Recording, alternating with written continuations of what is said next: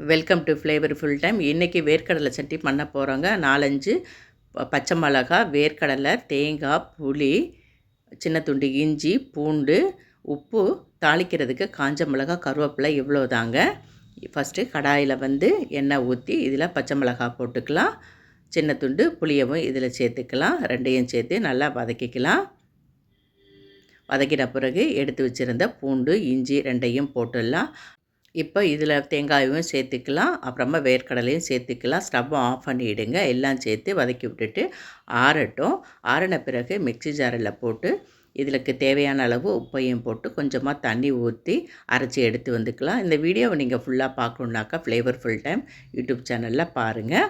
இதுக்கு தாளித்து கொட்டிட வேண்டியது தான். கொஞ்சமாக எண்ணெய் ஊற்றி கடுகு, உளுந்து, கருவேப்பிலை, காஞ்ச மிளகா போட்டு தாளித்து கொட்டிடுங்க. அவ்வளோதாங்க. சூப்பரான வேர்க்கடலை சட்னி ரெடி.